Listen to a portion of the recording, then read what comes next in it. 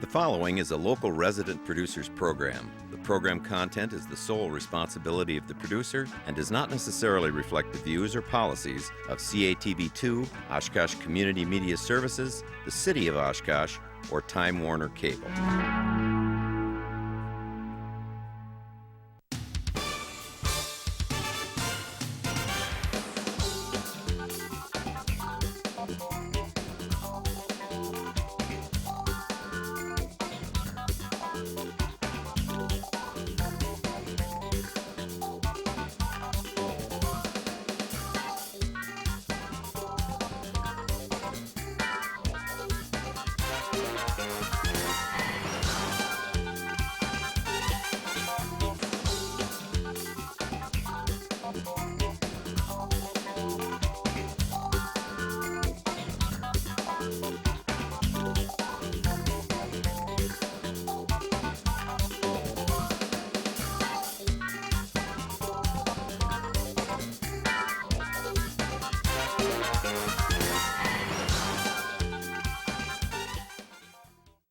Welcome to Eye on Oshkosh. Cheryl Hentz here. Dan Rylance, my normal co-host, is traveling to all parts of the big wide world at the moment, so he's not here. But I'm joined by two old friends, Joni Geiger and Cheryl Rosenthal from the Oshkosh Area Humane Society are here tonight, and they're joining me for the hour. We're going to talk about all kinds of stuff. Pet things in general. We're going to talk about specific needs they have going on right now.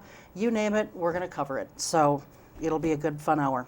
Anyway, thanks. We always enjoy having having us. And did you mean old friends, like old friends? Not chronologically. Old as in we've been friends a long time. We go back many, many, many, many years. Yes. So I guess that's a testament of old chronologically too. So anyway, I'm glad you guys can be here. Thanks. So thanks very much. Appreciate First thing we want to talk about, even though it was a few months ago as when this is going to air, Shelter Trek. How did Shelter Trek do this year? It was wonderful. Our attendance was down a little bit, but we kind of got a late start this year with all the animals that we had coming into the shelter. But a lot of positive feedback. We had about 137 registered walkers, and that's just the registered walkers. That doesn't include the wife or the girlfriend or the children that come along with the registered walker. We probably had close to 300 dogs attend.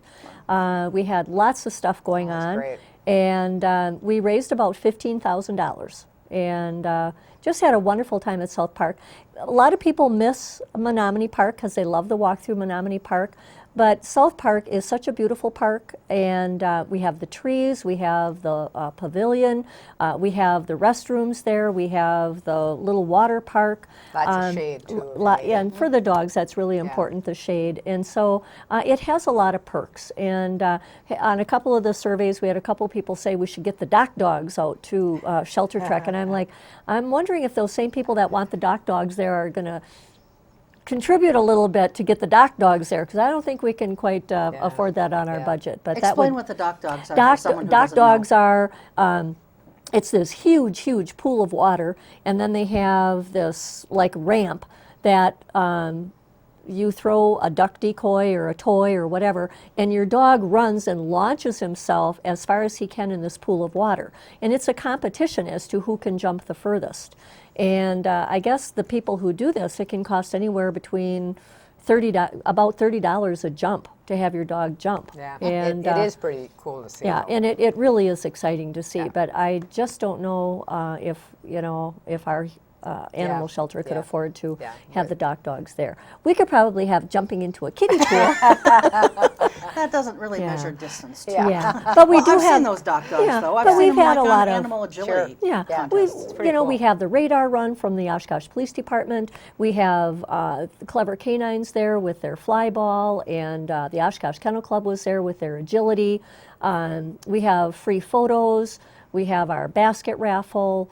We have our pet contest. There's so many fun things to do that I don't even know if we'd have time to do dock dogs. There's a lot of activity. There's something for everybody there, And we had a beautiful day.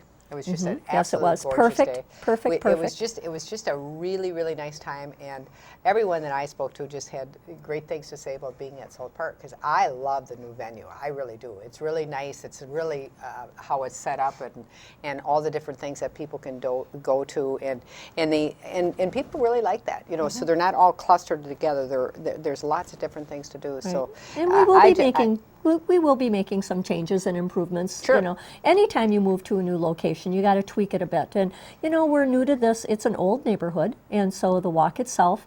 You know, we're trying to learn the neighborhood. Where's the best place to walk? We're trying to weave people through the park to enjoy the beauty of South Park, because we realize that the adjoining roads are quite busy. But that's part of our walking, is we want people to go, hey, what's going on there? You want people what to are all see it. those dogs walking down the street for? And call attention to all the people that are supporting the Humane Society, and maybe invite some of those other people to jump on board and support their local shelter and learn about all the fun that we have. So it truly is an event for the whole family, including the family dog, and just really have a lot of fun. And it's always the Saturday after Labor Day. So next year it will be September 7th at South Park. Okay. All right, good. And, you know, for people who maybe, you know, they're less agile as they age, they're less mobile, if they want to come out and participate in some of the events, but maybe they just can't walk, or they just don't want to walk for some reason, You can just come. What can they do? You can come and register if you want to come. And well, we don't even really have a registration. We ask for pledges. We ask people for $25 you get your free T-shirt and a free photo with you and your pet. If you don't have a pet, maybe you'd like to come and just have a photo done of yourself, which you could, you know, certainly do.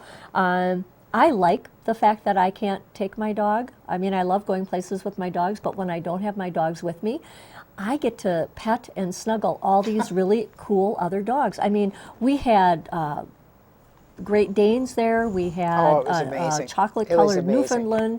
We had little tiny little poodle. Yeah, Our little Lady yeah. Afton was there from that was adopted from us, and to see all those dogs that were adopted from the shelter, but also to see the dogs, Cheryl, that, you know, people didn't necessarily. You don't have to. It's not an event for shelter dogs. It's an event to raise money to help shelter dogs. But it's for all dogs, and it's to show people what kind of fun and activities they can have with their dog. A lot of people, casual pet owners, you know, oh, my dog knows how to sit and stay, and that's enough. My goal is, in addition to raising money for the shelter, is to show people what other kinds of fun you can have with your dog. I think it was 2 years ago, I took 4 agility classes with one of my dogs, and, you know, it took me the 4th class to realize that I'm too old to do agility. My dog is way too fast. But him and I both had a lot of fun, and we really appreciate the work that goes into it. But to have young people come and see this type of thing and get excited about seeing it and start participating in it on their own. So There's not a lot of things you can do with your dog, so that's kind of fun. So. Yeah, yeah. You know, we touched on the different advantages that South Park has. Is that kind of what prompted the change in venue? This was the 2nd year now that you've had it down at South Park. Was it your idea to change the venue, or did the city want to change it? Nope. Or? Nope. Okay. I talked with Trish at the Parks Department, and she made the suggestion, you know, that it might be a good fit for us, because where we were at Menominee Park, we had to pay for tents. Because we were on the soccer field. And, you know, when we wanted to do the radar run, or you want to do an agility course, we can't have a lot of trees putting up the fencing. And so I never thought about South Park. But again, at Menominee Park, we had to pay for the fencing. We didn't have any fencing for the tents. We don't have any electricity there, and there isn't the abundance of shade in the area where we were. And it seemed that we've always been fortunate. We either had one extreme or the other. We either had really, really hot, or we had really, really cold. And then the breeze, the beautiful breeze that comes off the lake there, if you had any wind at all, everything was blowing all around. And so it was like, you know, we had a lot of great times at Menominee Park. And I think we were there like 7 Yes. 7 years. And we just thought, well, let's try South Park. Let's let's have a building where people can come in out of the rain if we have a rainy day that, you know, you don't have to cancel the event. And the city, as far as the Parks Department, they have been most generous to us, helping us, you know, like they suggested maybe we even wanted the smaller building if we wanted to store some of our, you know, supplies the night before or whatever. So no, it really, I think it was Joni that said, let's go for it. Yeah, Let's do South Park. Yeah, yeah. So, and I'm very happy with it. So Good, good. What was also Joni's idea to make this shelter a life-saving type shelter. Oh, yeah. A life-saving mission. And so want to talk about where, first of all, for anyone who doesn't know what that is, we should probably explain Sure. what the life-saving mission is. But, you know, talk to us about where your mission is at these days. And coupled with that, I know you guys are inundated with dogs and cats right Yeah. now, so we Yeah. want to talk about Yeah. that. But let's start with the life-saving Sure. mission. What is Life-saving- it and what it is? Life-saving it's all mission about? is very simply put. It's just we do not euthanize for space. So the bottom line is that it doesn't matter how full we get, we're not going to euthanize animals to make room for more. So what we do is, in our case, what we have done is we have asked for foster homes, and I just checked before we left, and we have about 115 animals in foster homes, which means that, you know, people such as yourself or other people in the community here take in animals and they hold them until we have more space for them, and then we can fit them into the shelter. So certainly the life-saving mission falls under the category of what most people refer to as a no-kill. There is no such thing as a lot of people, when they think of a no-kill, they think, well, they never euthanize. They never euthanize. And that just really is that terminology just does not apply. That would be a sanctuary, you know, where you keep animals forever. Certainly in our case, if we feel that an animal is not placeable, not adoptable, it's aggressive or maybe has medical issues, that type of thing, we are definitely going to euthanize that animal. So, but that has created special challenges for us, because in the past, you know, really we were the shelter, especially at Dempsey Trail. We didn't have any choices as far as space, so we had to euthanize in the past.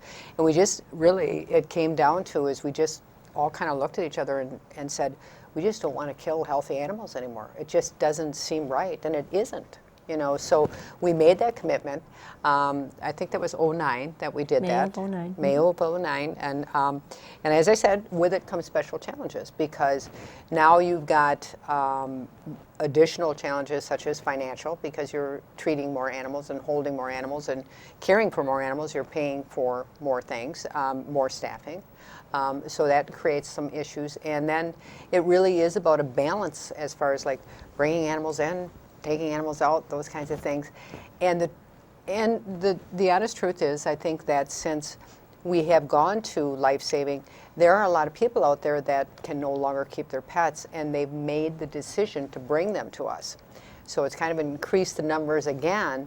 So it's been very challenging. We've had a couple, in fact, we were just talking about this today, that we've had 3 occasions this year where we just had nowhere to go. Our foster homes were full, our shelter was full, and they were coming in. And it was just like, what do we do now? And fortunately for us, we made a plea to the community, and we just said we need some help. We need people to adopt. We need people to foster. We need people to, you know, help us with this burden. And as I said, fortunately, people did step up and responded. That's one thing about Oshkosh. I mean, I've lived in other places. I'm sure that if there was a need, those people in those communities would step up too. I was never involved that closely with a shelter in those other communities. Mm-hmm. But I will say this about Oshkosh, and it's not just because I'm from here. This community has a way of really, you know, stepping up, doing what needs to be done, no matter what the cause is. Right. Mm-hmm. I mean, you might get to a point where you're really in very dire straits at first. Right. But when you put out the plea, Right. people step up. Yeah, and we were very blessed to have that, because we were it was desperate. We were in a desperate times, and like I said, it happened 3 times this year, and so we rallied and we said we can do this, and the community stepped up, as I said. And truth be told, Cheryl, we can't do any of what we do without the community. And so the life-saving mission is based on 3 principles. We need people to donate, we need them to adopt, and we need them to foster. I mean, Joni and I and our staff, we're all willing to do the work to save these animals, but we can't do it without the community. And so even when we're not bottlenecked, we continue to need the support of the community to be always, proactive. To talk to your neighbor about spaying and neutering their pet. Talk to your neighbor about their dog that's running at large. Help the shelter by being an advocate for the shelter.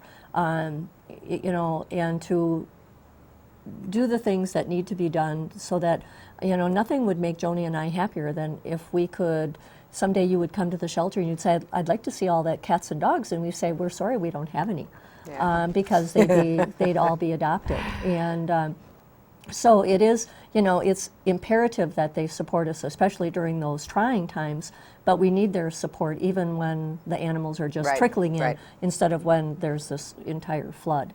And I think we also need to remember, where are those animals coming from? Right. It's not like, we're breeding them. They're coming in from the community.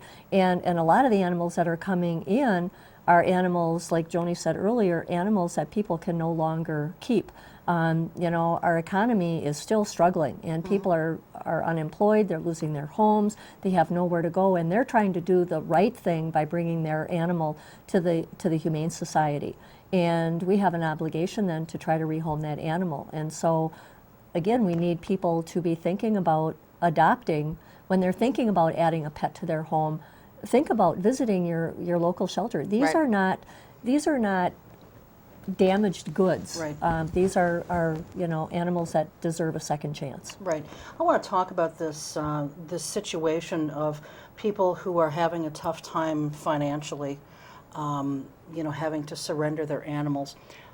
We all certainly at this table understand that sometimes that is just the only option. Sure. And it's not an easy decision for them either. But if it's a situation where someone just doesn't have money for food from time to time or whatever, you guys do help. You will work with them, as I understand it, to help them keep that pet.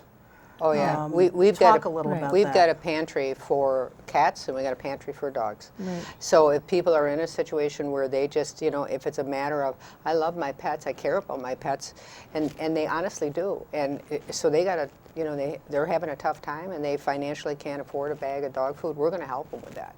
So absolutely, I mean, that doesn't make them bad pet owners. That just means they're having a tough time. Everybody goes through a tough time. And that comes right down to our community support again. I Right. mean, people can donate to Gabriel's Pantry Sure. at the shelter, so that we have that supply of food for cats and dogs that we can, donate when people, are in need. And and we're not asking, we don't make people sign anything or do anything. Nope. You just come in It's on the honor and, system.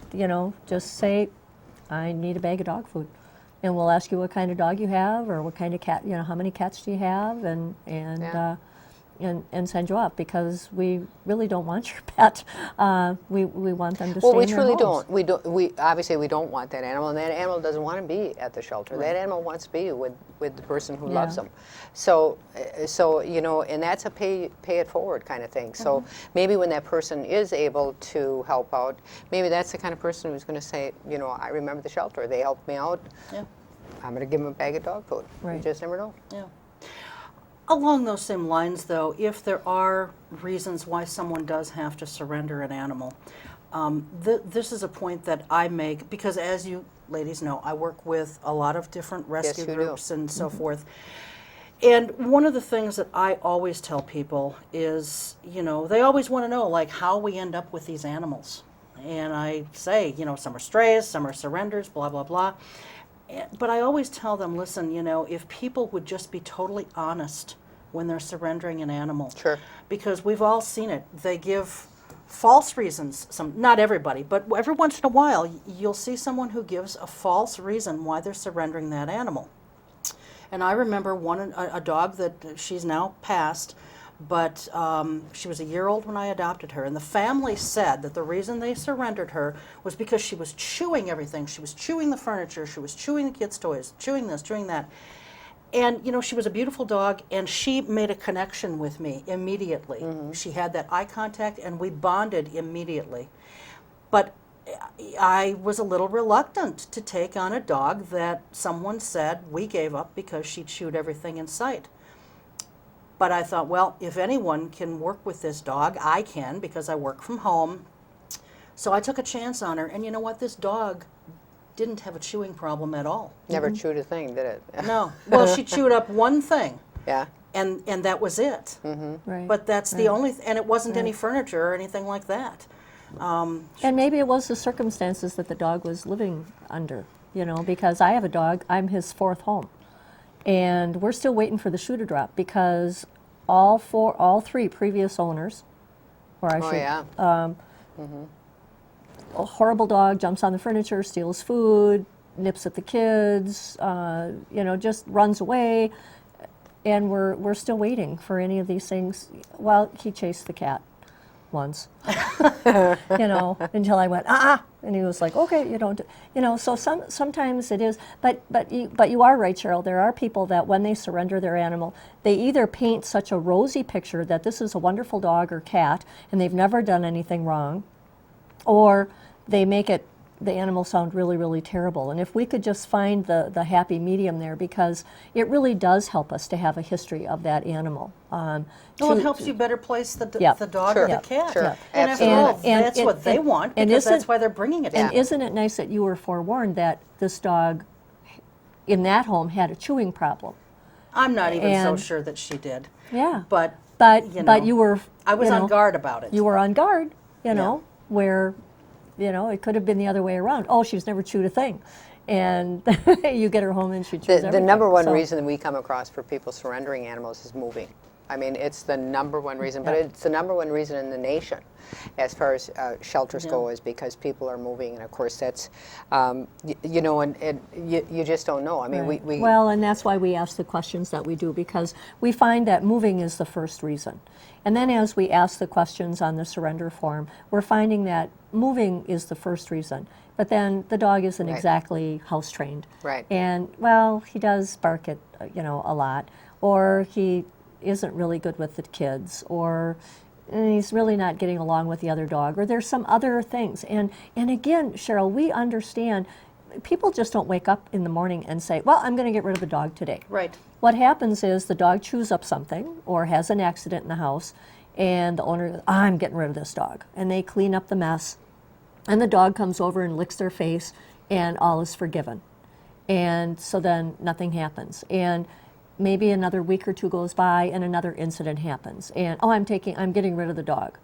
And finally, you know, it escalates to the point where finally the person just says, I've had enough. I'm getting rid of the dog. We're usually the last resort.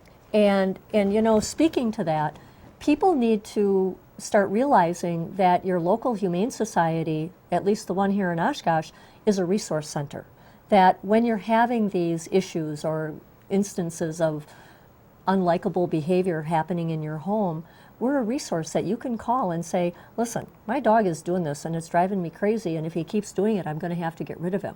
Let us help you, either with behavioral information that we have available to you or referring you to somebody that can help you so that you can work through that and you can keep your dog instead of having that up and down of, okay, I love you today, but, you know, I didn't love you yesterday, you know, because it is, like I said, it isn't something that people just decide all of a sudden, I'm getting rid of the dog today. Yeah.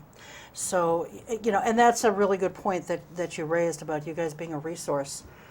So thank you for sharing that. But, you know, again, if someone needs to surrender an animal, I guess, you know, just please be honest about why you're surrendering and it. there's no judgment attached to that. I mean, exactly. That's what we're there for. Yeah. I mean, that's what that's our job, and, you know? And if you ask, in the education programs that I do, I ask the children, when somebody I always ask two questions. If you surrender an animal to the animal shelter, does that make you a bad person? And the kids always say no.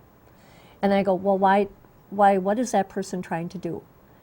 And they always answer, they're trying to help their pet find a happy home. Exactly. A And new you can home. better do that Right. if you have Right. all the pieces to the puzzle. Right. Right. You can't complete a puzzle if a couple pieces have fallen into the couch or Right, or the right. dog has eaten a piece of the Yeah. puzzle. Right. Or something along those That guy has lines. it too. You know, and, so and sometimes, you know, people will try rehoming their pets themselves, and sometimes, a lot of times, pets are rehomed with another relative or a friend or, you know, family member. Or Craigslist. Well, that's something that we don't like to Yeah. see. Craigslist has really been a problem for us. I was just making a note here. Free to good home ads, whether it's in the newspaper, Craigslist, whatever. Please speak to why people should not do free to good home ads if they're trying to get rid of their pet. It is so incredibly, it's such a disservice to the animal. First and foremost, people at that point are usually, you know, they're desperate. They want to find, you know, they think they're finding the best home. And you're absolutely right. People are trolling these places, and there's not a thought being put into, very often, not a thought being put into seeing that ad. First of all, there's danger because a lot of people don't have good intentions for those animals. So people have to really think about that And first tell and what can foremost. happen to them Well, you know, the worst case scenarios is bait dogs. for dog fighting. bait dogs for dog fighting. cats. And being sold to laboratories Yes. where horrible things are done to them. And we do, and state Or of Wisconsin. people that are abusive. Yes, yes, you know. absolutely. We have seen some Hoarders. horrible things. Hoarders is another thing. You know, they think they're saving the animal and they bring them into a situation where there's 50 other cats or 50 other dogs. We have seen some terrible, terrible things with people that think that they have good intentions, free to good home. I'm going to find a home for my animal. And we're the experts. Let us do it. Or if you want help in placing your dog, we can help you do that. You want help in placing your cat, we can help you do that if you want to do that on your own. But I totally agree with you. We have seen just some horrific endings to this. And then, you know, I don't know how many animals we have that have now come off Craigslist. 3 days later, people are bringing them into us and they're going, they said the dog was house trained and it's not house trained. And where'd you get it? Well, her first name was Mary. Well, who's Mary? So that's the history you have. And it's so frustrating and it's so sad for the animal. Yeah, it's so hard for them to be buffeted from place to place. If people only knew how these animals they're in this constant state of transit, their anxiety level is so high. It is so incredible sad to see these. We had a 10-year-old shepherd that came in that the last person got it from Craigslist, and she got it from Craigslist, and then the person before that got it from Craigslist. This dog that we're aware of had 4 separate homes in like just a period of 2 like weeks. yeah, I think it 2 was 2 weeks. And we never did find the original owner. I mean, how horrible for that dog. How horrible. And it was a very, very nice dog, but it had separation anxiety. And who wouldn't under those circumstances? Well, yeah. Well, which one of You know, us as yeah, human exactly, beings would could like handle to that? be in a different place essentially every third or fourth day? Yeah, exactly. With total strangers. With Not total just strangers. like visiting relatives Yeah. or Right. Yeah. friends. Not going on a Total trip. strangers. Yeah. A totally different community, perhaps. yeah. Different home. Yeah, That would be I mean, upsetting to anyone. it's just not the right thing to do. It's just people have to put some thought into this, and we understand. I mean, the fact that you're not charging a fee, and you're not doing any kind of research on the person who's, you know, don't be afraid to ask questions. You know, like who's your veterinarian? Where do you live? Show. I want to know your wanna name, see your where you- address. I wanna see I where want to you see live. where you live. I want to see where my dog's going to live. I want to see where my cat's going to live. There's absolutely nothing wrong with that. That's a perfectly reasonable.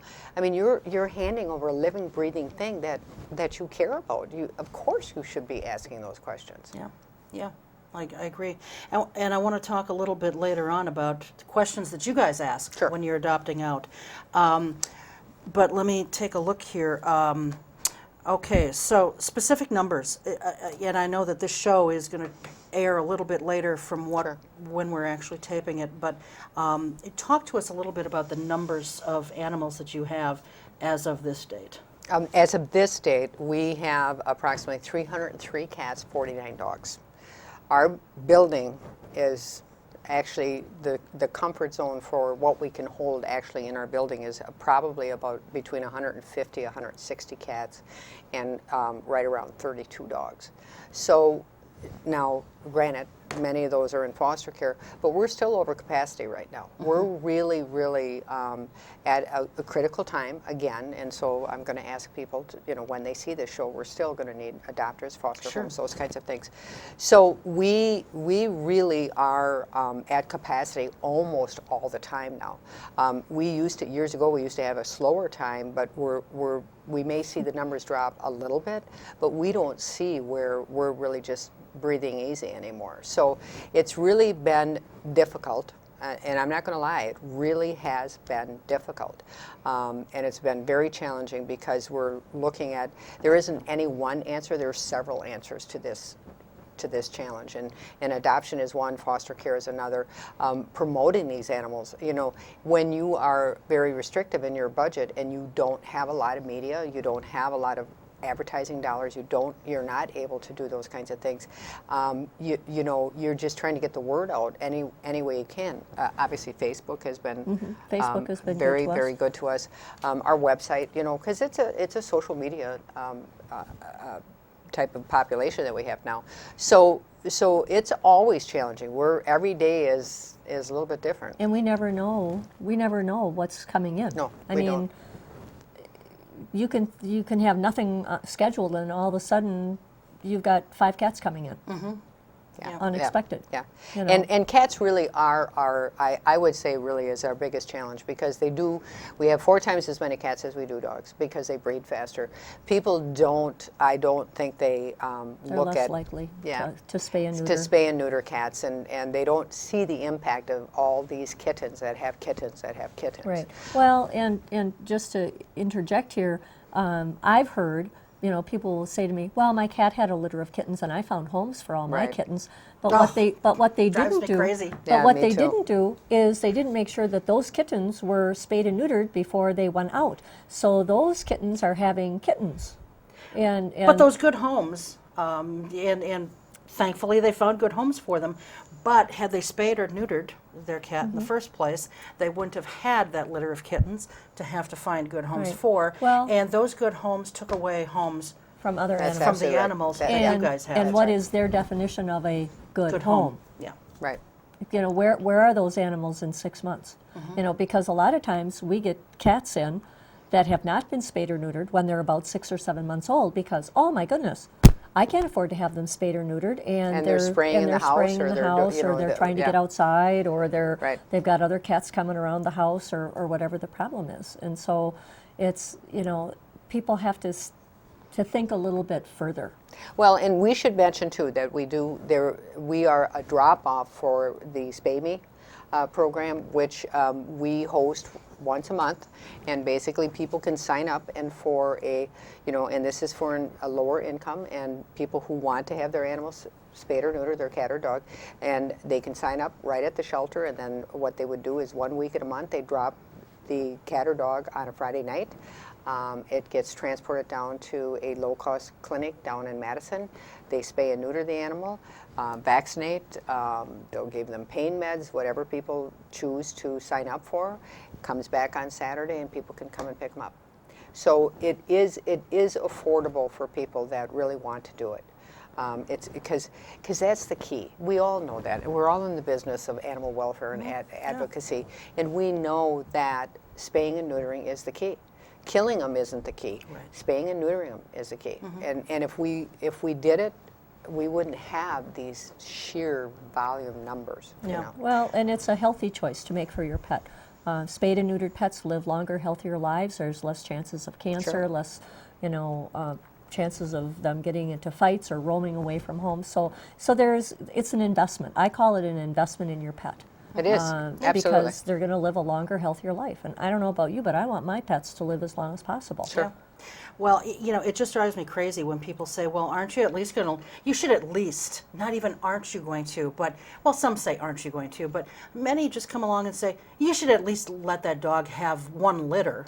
or father Right. one litter or whatever. Yeah. And I mean, people approached me about that with one of my purebreds, and I had a good friend who people at his place of employment were really kind of pressuring him to do this. Oh, yeah. And I said, I can't even believe, because he was kind of thinking about it, Yeah. and I said, I can't even believe I'm hearing you say that. Yeah. Right. Yeah. We have as human beings, we have a habit of transferring our human emotions to our animals, Yeah. and it just doesn't work that way. Well, I mean, like my one dog, for example, is purebred. She's a pedigreed dog. She's absolutely beautiful, but so I understand. Yeah, you want to pass on she was that a rescue. beauty. She was a rescue Yeah, animal, she was a and rescue. so I want to talk about that Yeah. too, because you don't have to go to a breeder. That's I mean, absolute- obviously she came from a breeder at some point, Right. But I didn't go to a breeder to Right. find her. I found her because I work with a rescue Yeah. group, and so we need to talk about that too. But I look at her and I think, yeah, she's beautiful. She came from a beautiful line, and wouldn't it be nice to pass on those beautiful, I wouldn't pass them on, but have her pass on those beautiful qualities. But then I think, you know what? There's all kinds of Yeah. beautiful animals in their They're already own waiting. way, Yeah. who are already here looking for homes. Yeah, Absolutely. There's such a surplus of animals. And so it's just, she was fixed. I challenge people to and go so was on, my friends, go for on that matter. Pet Finder and just go on petfinder.com and just look at their banner across the top. How many animals in the United States are looking for homes? Yeah, it's so incredible. And how many are euthanized? It's You know. it's amazing. 4 million a year. Yeah. I mean, it's amazing. It comes down to a few hundred a second, Yeah, I think, is it's what it just, comes down to. and and that's just nationally. because there's not enough homes.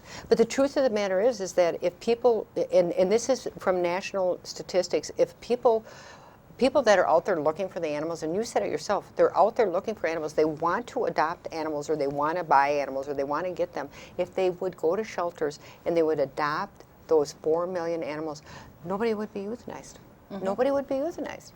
Because that's the surplus of animals. That's not like these are bad animals. This is the surplus of animals that just don't have homes. Yeah. And there's no space. And if someone is looking for, a purebred animal, I mean, first of all, mixed breeds are fantastic. Sure. They're wonderful animals. But if you are looking for a specific breed and you do want a purebred, you need to know that there are breed-specific rescues out there, and in animal shelters, what is it? 1/3, about 30%. About 30%. Of animals in Purebreds. shelters are purebred. Now, I will say, though, in defensive breeders, there are some very good breeders Absolutely, out there. and we'll talk about the differences Yes, in a little bit. okay, good. Yeah. Because there are some people that I think are very responsible and do a wonderful job of promoting their breed and the genes and carrying on that beautiful lineage. So I'm in full agreement of that. But then there's others that Other aren't. breeders, and Yeah. we'll talk about them. But, I mean, now, this is a purebred that I got from a rescue group that I work with, and another one of my animals, actually 2 of my other dogs, who were both purebreds, came from shelters. Yeah, yeah. The shelter here and the one in Appleton. Yeah. And so this is my 3rd experience now with a purebred dog from a From a rescue shelter. or a shelter. Yeah, absolutely. And so, like you said, 30% of the pets that you have. Well, what are do we? I purebreds. mean, right now on the floor we have a Yorkie, A beagle. we have a beagle, we have a German wire hair, we have a German short hair, we have I can never say this, Weimerheimer. That's a tough one to say. That is really hard. Weimerheimer. A Weisenheimer. Yeah, that's me. So, and of course, obviously we always have the pit bulls. So and people always kind of back up from that, but that's a whole different show. But so yes, absolutely. At any given time, we have purebreds on the floor. At any given time, I mean, we don't have to search them out. We don't have to look for them. They're coming in. So yeah, go to your shelter. I mean, And you guys also, I know that you do this. It probably isn't widely publicized, but I know one time when we were looking for a specific breed, you didn't have it at the shelter, but you made some calls to some other shelters in the area. to see if they did. Well, sure, of course. And actually, you found one for me. Yeah, but you know, Cheryl, the whole thing is, and shelters feel this way. I don't care if a dog from my place gets adopted, or if it comes from Appleton or Chilton or Green Lake or any of those places. Another dog gets a home. A homeless dog is now found a home. They've gotten adopted. So of course, everybody feels that way. I mean, we feel really strongly about the fact that, you know, it doesn't have to be from us. It's about another dog and cat. Well, it's finding the home, but it's also finding the right home. And absolutely. And it's all about making a match. Yeah. And maybe we don't have a dog that meets your lifestyle or your what you're looking for. But we're going to help you find that dog and hopefully find it. And at I a always rescue. tell people when they adopt from us or adopt from any shelter, I thank them for saving a life, because they really are, because they're making room for one more. And that's exactly what they're doing. Yeah. So really, they're saving too. Yeah. They save the one that they take home, and they make room for the new one coming in. That's so absolutely you save true. too. Well, let's talk about the difference in breeders. You've got responsible professional breeders. You've got backyard breeders, like I would have been had I succumbed to the pressure from people and let my dog have a litter. You've got puppy mill breeders. Yeah. So, you know, the professional breeders are the best, but some people can, you know, they're not necessarily professional breeders just because they charge $1 gazillion for this dog, you know. Right. Well, it doesn't mean that they're a reputable breeder. Right. So let's break it down. Explain to our viewers what is a responsible professional breeder, what's a backyard breeder, and what's a puppy mill breeder, who I think everybody probably knows. Right. Right. Well, and Cheryl will chime right in, but as far as like a professional responsible breeder, and we've worked with a number of those, and in fact, they do a lot of rescue, you know, and bless their hearts, because they love the breed. But those are the people really they're not really in it for the money. They're in it because they love the breed, because they're care. They're trying to better the breed. They're trying to better the breed. They really care about, you know, breeding a dog that has a sound temperament and has all the points and looks that the dog is supposed to have. And they're usually they breed their dog when they have homes for them. Yes, absolutely. And So they are very, very particular about who they place this dog with. Just like, you know, and we talked about that, breeders will ask a lot of questions of the person who is purchasing the puppy, because they want that dog going in the right place. And very, very often a responsible breeder will say, if you can no longer keep this dog will come back to me. They sign a contract saying that. You know, they very often require, I've seen this time and time again, that the animal is altered because they do not want them to breed on their own. So those are the responsible breeders, and those are the ones that don't charge $1 gazillion. Very often they're going to get some money out of that dog, but they're not breeding for the profit. They're breeding because they care about the breed. And then, of course, you have your backyard breeder. And then, your hobby breeder. Yeah, your hobby breeder. Hobby breeder, that's a good one. And in my opinion, very often it is driven financially. You got a black lab, okay. Ooh, let's make get some money. Yep. And unfortunately, and it is easy money for a lot of people, because people love puppies. And it's an unfortunate thing, and this is where you see a majority of these, and that's where the responsible breeder does really become upset, because they're seeing their breed actually lose some of its qualities in this type of breeding. Right. So you have people breeding dogs that have hip dysplasia or have other health concerns. They're not concerned with that, and they just keep breeding them and breeding them. And the other thing, I don't know, Cheryl, how you would feel about it, but you know, if I knew that Joni was selling her puppies and making $3,000 to $4,000 a year selling her puppies and not reporting that, and not paying any tax on it, Yeah. not at all. you know, that would make me pretty angry. Yeah, yeah. Well, I think the other thing, you know, you've mentioned some health issues.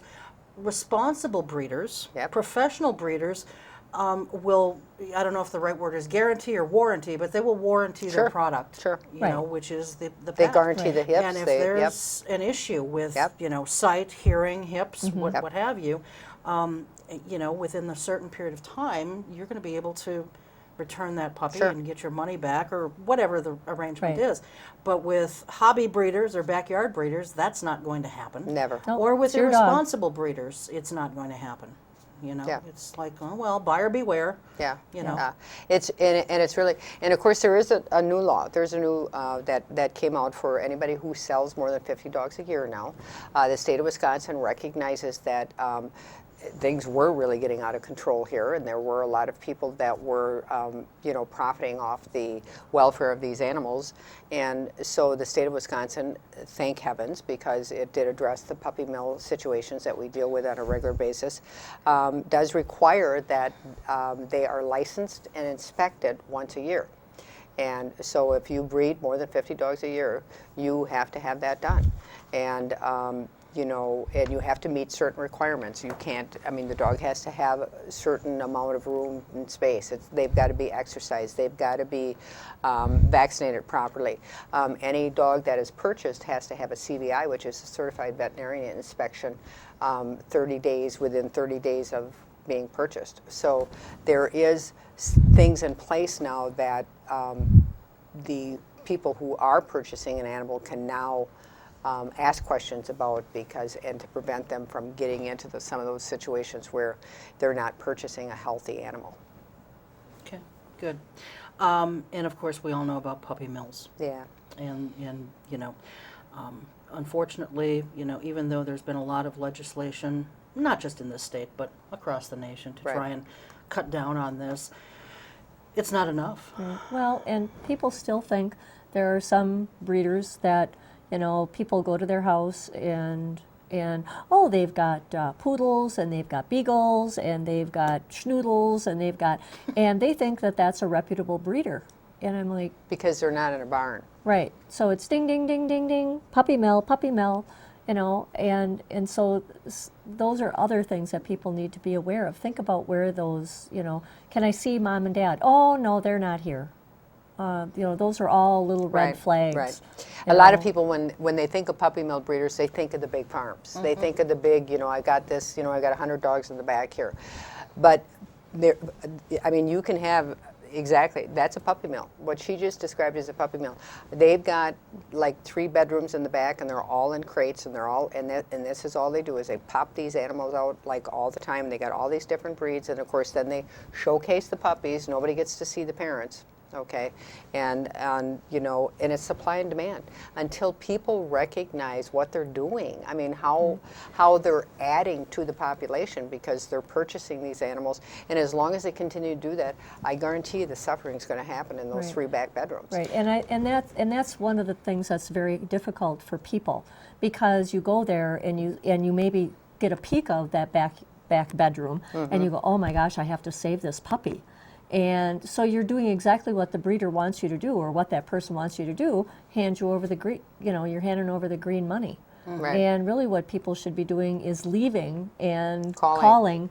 and saying, calling. and calling the state of Wisconsin, or Right. calling, Right. who would they call, and They can call us. saying, hey, this is not a good situation. I want this investigated, because animals are not being well cared for. Or the puppies seem to be cared for, but the parents are being neglected. And animals have no voice.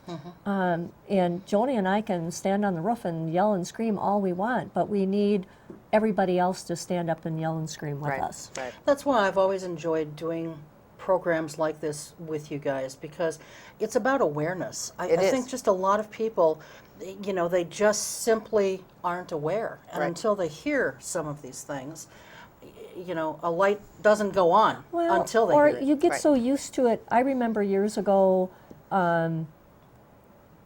at night, it was in December, in the middle of the night, I kept hearing a dog bark. And I didn't think anything of it, because we have dogs in the neighborhood, and didn't think anything about it. And then the more I heard the dog bark, then it started to bother me. And I'm sure most people would have complained to the neighbors or whatever, and I complained to Joni, and it come to find out, it ended up being a puppy that was being kept in a kennel outside, not being well cared for. And, you know, because I investigated and wouldn't take no for an answer, I spoke up for that animal, and she got adopted, and she had a wonderful home with a family and the whole 9 yards. But, you know, something as simple as a dog that you hear barking all the time. Why is that dog barking? Why is that dog barking? You know, find out, ask your neighbors, write some things down, call the police department, call the Humane Society. And you know what? If maybe the people don't realize, maybe the dog is perfectly fine and just happened to be outside barking, you know, at an inopportune time. But isn't it better to err on the side of caution than to not do anything? I mean, wouldn't you do the same for a child? Yeah, and I was going to say there's a lot of parallels with child abuse. And that's true, because the way we treat animals is how we treat each other. Right. And so if you're not sure that an animal is being taken care of, walk over, knock on your neighbor's door. Hey, I thought I heard your dog barking. Is everything okay? And, you know, start out friendly. But if you're still seeing things aren't being taken care of, call the Humane Society, call the police department. Because if you don't speak up for that cat or dog or horse or cow, who's going to? Mm-hmm. And if someone, I'll just say this, because in today's society, I don't think too many people would feel, unless they've known their neighbors for a while, I don't think too many people would really be comfortable going to their neighbor's house. I agree. I have to say, as assertive as I can be, I might even find a little bit of reluctance in myself about going to knock, but still speak up. Don't let that stop you. Call the Humane Society or call the police. Totally. And you know, you can even just say, because I had someone with a similar situation mention this to me, and I said, you don't even have to give your name by calling the police, and you don't have to infer that anything bad is going on. Just say, listen, I keep hearing this dog barking constantly. Could you please just go by and make sure that the dog is okay? I don't even know if there's anyone home. Just go by and check it out. Yeah. Right. You know, and I hope that she eventually did that. But you know, that's all it takes. Mm-hmm. You're not pointing the finger of anything at anybody. No, you know? Absolutely not. And if everything's okay, then everything's okay. Yeah, you know, it's exactly. it's not no harm, no foul. You know, and that's exactly. But I will tell you that there's many cases where we have gotten those calls, and those people saved animals. Mm-hmm. They saved animal lives because there was something wrong, and those animals were in jeopardy, and there was a response, and those animals were removed, and that was very, very important. And this time of year in particular, it's starting to get cold out. If animals are being left out for long periods of time and they don't have the proper shelter and so forth, again, you know, it's time to make a phone call. I want to talk about some of the questions that you guys ask when you are looking to adopt out. It's very similar to questions we ask in rescue groups when we adopt out. Sure. And we've talked about some of the questions that professional responsible breeders ask when they adopt out.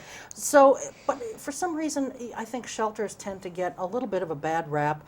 I hear it from time to time, not very often, and when I do, I explain to them why you guys ask the questions you ask, or why we do home visits and rescue and ask the questions we ask. But people do, from time to time, get a little upset with the questions you ask. Right. So explain to us what types of questions you ask and why, because there's a perfectly good reason why you ask every question you ask. I don't think we ask any different questions than a good breeder would ask. Well, we had a conversation about this morning. We were talking about the fact that, you know, in Dog Fancy magazine, there was a really nice article, and it said, you know, what breeders should ask of, you know, people that are going to purchase their puppies. And of course, the list was pretty extensive. And I mean, these people really, there are a lot of things that they ask. And we kind of like all looked at each other and said, wow, you know, if we were to like ask all those questions, chances are people would feel like we're interrogating them, or, you know, that we're just being really invasive, and, you know. No, we just want to get one of your dogs. Yeah. It's just a shelter dog. It's just a dog. It's just a cat, you know. No, but I always love that it's just a shelter dog, because what was it before it came to the shelter? Mm-hmm.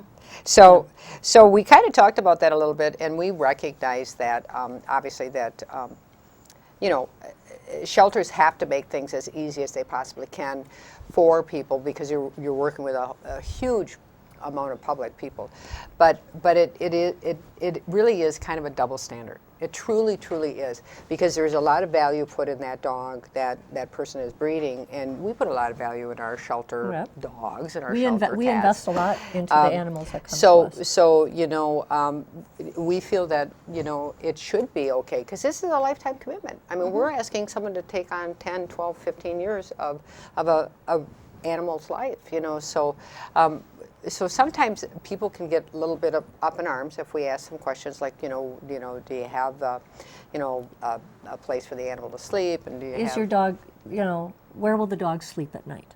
How many hours a day will the dog be left alone?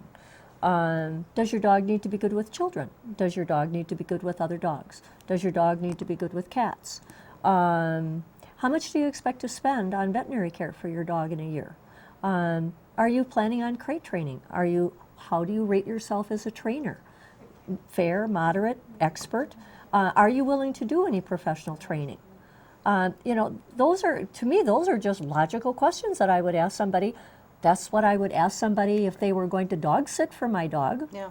Let alone have them. So sometimes we just think that, and you said it yourself. I think sometimes shelters do get a bad rap because we're really trying to, on behalf of the animal, we're really trying to make this work, and so we just hope people understand that we're not trying to offend anybody. Yeah, we're not trying to offend anybody. We just want to make a good match for you and the dog that you're thinking about adopting, or a cat, and if the one particular animal that you're looking at isn't the right match, we'll steer you to something else. Okay.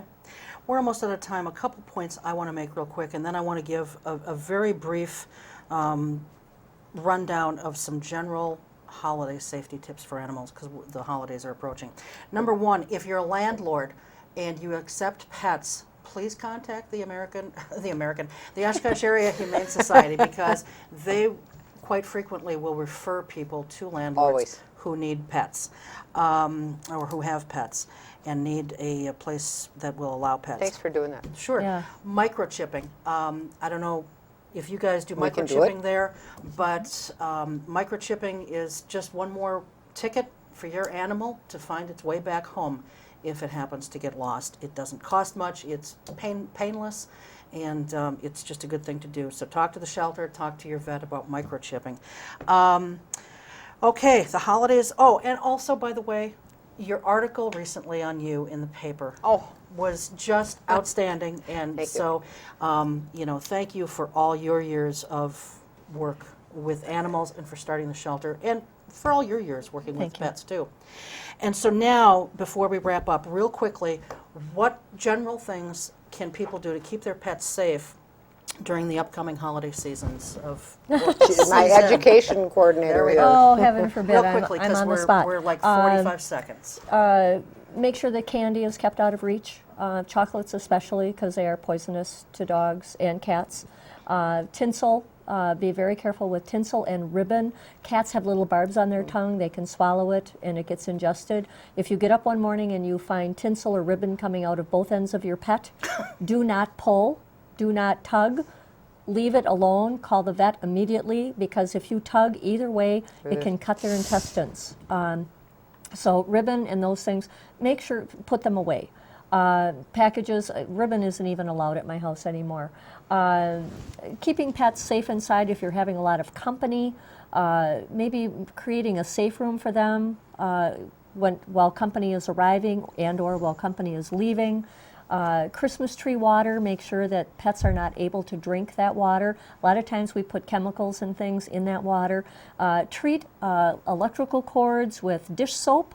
A lot of pets get near that dish soap and electrical cords and they don't like the smell of it, so they don't even taste it.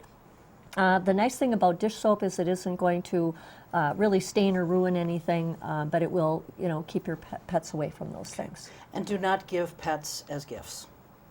Yes. I mean, unless you're going to surprise your child and you're a parent and the whole family's on board. Right. So, Instead of but a in pet, general. if instead of a pet, give all the amenities that your pet will need. Okay. All right. Excellent. Thank you. As always, it's always a pleasure. The hour always zips by. So many more things we could have covered and we didn't get to it. So anyway, but thank you. Thank you, Thank you Cheryl. very It's much. always a pleasure. That's going to do it for us. We will see you next time. Until then, take good care. Keep your eye on us. We've got our eye on Oshkosh.